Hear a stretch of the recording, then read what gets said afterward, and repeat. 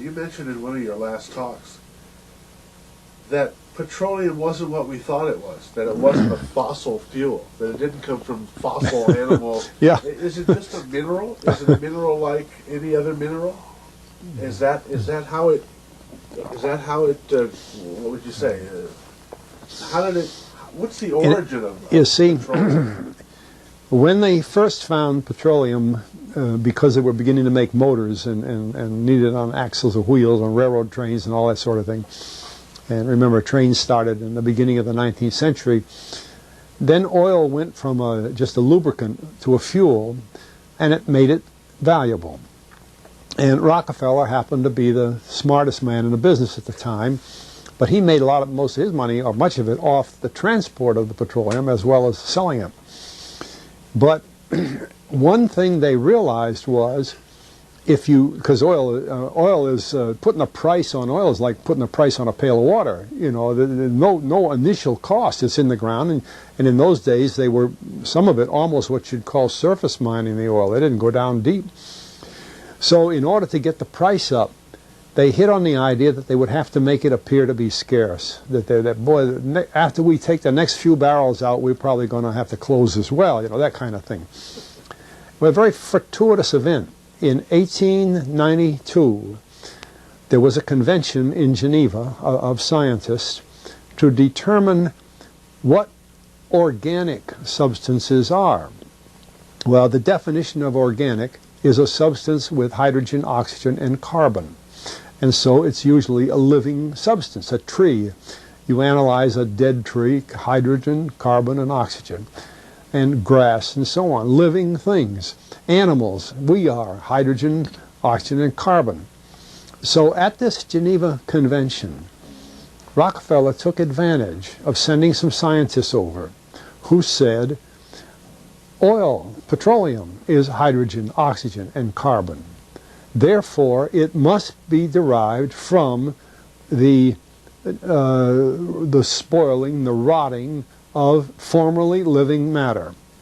And playing the game properly, when this scientific convention was over, they defined oil as the residue from formerly living matter. Well, that makes it a fossil fuel. I don't know why they decided to use the word fossil, but it says formerly living matter, it's fossil. Well, of course, today, and another thing we should know is that there has never been a fossil, a real fossil, found below 16,000 feet. And you can't argue at 16,000 as a level line, because someplace the ground sinks and so on. But 16 is what the scientists say, 16,000. We mine oil, or we drill for oil, at 30,000, 33,000, 28,000 every day of the week. So right there we rule it out that it isn't fossil fuel. It's called fossil fuel for the minds of the public to feel that it is an asset that is running out, being depleted. We talk about depletion allowance, which is a lot of, you know. And actually, if you know the world's oil supply, you know that it is not going to run out for an awfully long time. It is the second most prevalent liquid on Earth. And we haven't begun to dig. Well, with all that background, you see, the people in charge of the petroleum business, for perfectly reasonable business things, just like any other man in a business, wants to keep his price as high as he can get away with.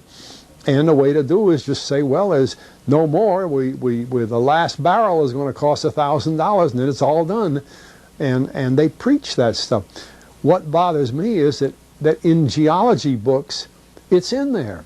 The geologists say it's a fossil fuel. Somehow they've been bought. I mean, I went to a 4-year federal staff energy seminar run by the government of the United States during the so-called energy crisis. I was the participant that represented the railroad industry. The airline industry was there. Every AA, administrative assistant of senators and congressmen, was there. The CIA was there, the Defense Department was there, the State Department was there. Sometimes sitting right in front of me in the row would be Henry Kissinger with his friend, the head of Department of Defense, It's too bad I can't put the names with them. But anyway, people like that, top men in the government, sitting there listening to the Federal Staff Energy Seminar. Well, what this was doing is for 4 years, they were teaching a propaganda line to the leading people in this country, and therefore to the leading people in the world, when you include the Kissinger and Schlesinger, among others.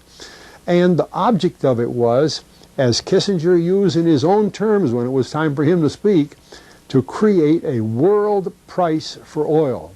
In other words, not 30 cents a gallon here and 90 cents a gallon there, but let's get a world price. That's their goal, and they're trying to do that for wheat and everything else. We don't realize what the controls are, whether it's oil or some of these other things. Almost everything today is being categorized at the highest price they can possibly make it go. And so calling petroleum a fossil fuel is the basis for this system with respect to petroleum. And I don't know if the name Arthur Kantrowitz rings any bell. Arthur Kantrowitz is the head of the Kantrowitz Labs, set up by the Avco company near Boston, scientific laboratories, and a great man in the scientific world. And Kantrowitz and I were sitting at a table at this seminar once, and the table happened to be all young college grad PhD geologists. And so just to get a conversation started, I turned to Kantrowitz and I said, Arthur, what do you think about this foolishness of these speakers talking about fossil fuel? And it was kind of put up. He started laughing. He said, you know, that gets me. He says, I don't have a geology degree, but he had 1,000 other degrees. And he said, I don't understand. He said, you'd think that these heads, these other fellows at the table, we did it on purpose, start listening, you know. And he asked, he said, are you gentlemen, he says, you're here at the meeting, are you gentlemen by any chance geologists? And one fellow, yes, I am. And the other one, yeah. He said, well, why don't you tell me? He said, why is oil, you know, and he went on like that. We brought the house down because nobody could argue with Kantrowitz. He like Einstein. People aren't going to, and he told them right there, he said, just drop it. But it's in all the books and in all the papers. But it started from that strange meeting in 1892, a scientific convention. I have a big, thick scientific encyclopedia put out by the Divan Ostrin Company that's about 15 years old now, but it has the whole story of the conference. It doesn't have the Rockefeller part, but it has the whole story of how they straightened out organic chemicals and how it was all figured, and they've got petroleum right in there. Amazing. Amazing. So these aren't accidental things, you see. There's a dollar sign behind almost everything. Okay.